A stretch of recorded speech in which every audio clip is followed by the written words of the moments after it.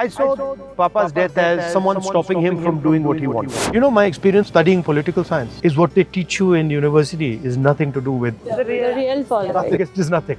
They are in some other world and the politics is in some other world. So you studied international relations as well? Yeah. From which university, if I may ask? From Harvard University. Then after that, Papa died. So then I had to go to Rollins College. Okay. And then from there I went to Cambridge University in England. So you wanted to become भारतीय politician? राजनीति में लगातार unfit करार दिए जाने के बावजूद प्रधानमंत्री नरेंद्र मोदी के समानांतर चर्चा में राहुल गांधी ही हैं।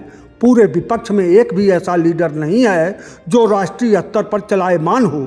यहाँ तक कि खुद भारतीय जनता पार्टी में भी राष्ट्रीय स्तर पर चलायमान लीडर नरेंद्र मोदी के अलावा दूसरा नहीं है। वहीं नरेंद्र मोदी की स्वीकारता हिंदी पट्टी प्रदेशों में अधिक है, बाकी में काम चलाऊ ही है। वहीं राहुल गांधी राष्ट्रीय स्तर पर हर जगह मौजूद हैं।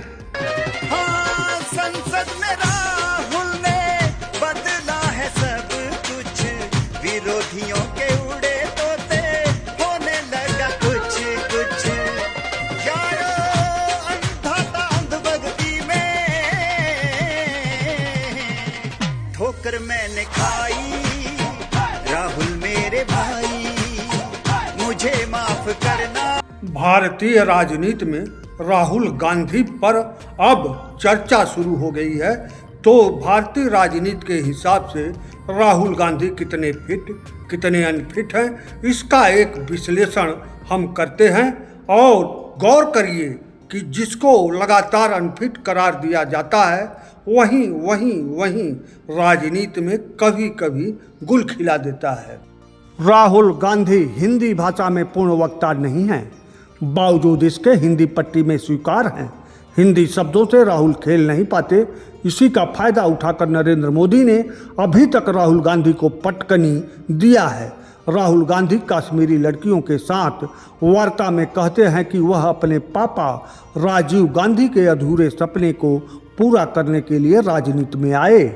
अपरिपक्व कहने मानने के बावजूद राहुल गांधी का मिशन की नफरत के बाजार में मोहब्बत की दुकान राजनीति में खोलना है। इसका अभिप्राय ही पूरा ना तो राहुल गांधी खुद समझ पाते हैं ना ही समझा पाते हैं। हिंदुस्तान के आबो हवा के हिसाब से नफरत और मोहब्बत का पैगाम बहुत बड़ा है। हिंदुस्तान में तमाम धर्म और तमाम जातियों के लोग रहते हैं और पूरी राजनीति इसी नफरत और मोहब्बत पर ही टिकी है। ऐसे में राहुल गांधी के ऊपर मुस्लिम प्रेम ईसाई प्रेम का ठप्पा चिपकाकर उनकी मोहब्बत की दुकान पर ही सवाल खड़ा कर दिया जाता है। इससे बचेंगे तभी हिंदी पट्टी में राहुल की स्वीकारता बढ़ेगी। राजनीति के पासे पर वर्तमान में हिंदुत्व की गोटी भाजपा ने हिट करा रखी है, जिसकी काट में क्षेत्रीय पार्टियां जात की गोटी चला रहे हैं। यही राहुल गांधी अपनी चतुरता को जातिगत जनगणना के हवाले कर देते हैं और यहाँ भी मोहब्बत की दुकान पर सवाल खड़ा कर दिया जाता है।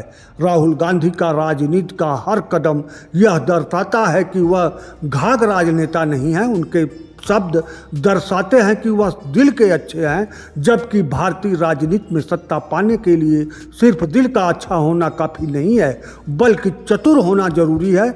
और चतुर होने के लिए दिल की बात नहीं सुननी चाहिए। राजनीति में व्यक्तिगत परिवार और पैदाइश बहुत मायने नहीं रखती, लेकिन वर्तमान में पैदाइश पर भी अच्छी खासी राजनीति हो रही है। और यही राहुल गांधी के फिट अनफिट की हवा विरोध में चलाई जाती है, जिससे अभी तक राहुल गांधी बखूबी झेलते हुए अपनी स्वीकारता बढ़ाने में आगे बढ़ रहे हैं।